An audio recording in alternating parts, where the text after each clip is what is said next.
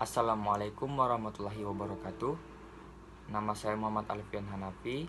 Nomor induk mahasiswa 200209502008. Pada kesempatan kali ini, saya akan menjelaskan mengenai dasar-dasar elektronika.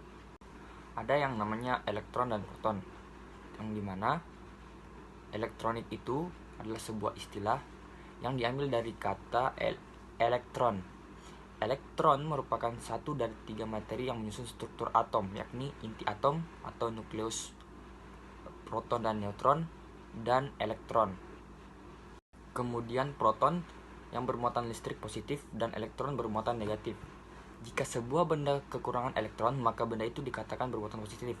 Akan tetapi, jika sebuah benda kelebihan elektron, maka benda itu dikatakan bermuatan negatif. Sedangkan jika jumlah muatan negatif dan muatan positifnya sama, maka benda itu disebut netral. Lalu ada yang namanya penghantar listrik, yang mana itu merupakan suatu benda yang digunakan dalam teknik listrik atau elektronika untuk mengalirkan arus listrik dari sumber listrik ke beban listrik. Dalam ilmu teknik listrik dan teknik elektronika itu dibagi menjadi 3 bagian, yaitu konduktor atau penghantar, isolator penyekat, semikonduktor setengah penghantar. Bagian pertama yaitu namanya konduktor atau penghantar, yang merupakan suatu bahan yang dapat menghantarkan listrik. Bahan penghantar mempunyai banyak elektron-elektron bebas, sehingga dengan mudah dapat dipengaruhi keadaan sekitarnya.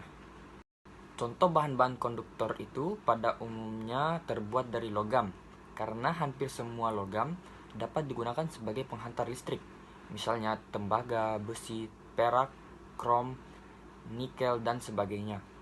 Kedua, isolator atau penyekat. Bahan penyekat atau isolator ini adalah jenis bahan yang sulit menghantarkan listrik. Hal ini disebabkan oleh bentuk struktur atomnya. Elektron terikat kuat oleh proton intinya. Elektron dapat terlepas dari ikatan intinya apabila tegangan dari luar jauh lebih besar dari daya tarik intinya, yaitu dengan memberikan tegangan listrik yang sangat tinggi.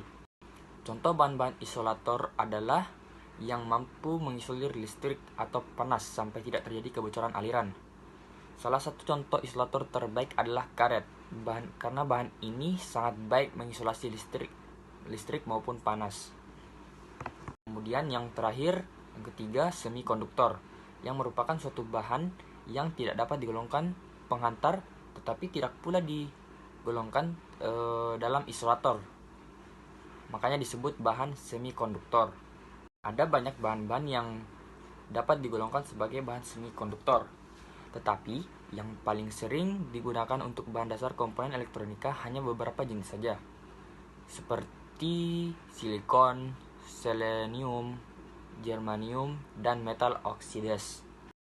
Jadi mungkin itu saja yang dapat bisa saya sampaikan. Terima kasih. Wassalamualaikum warahmatullahi wabarakatuh.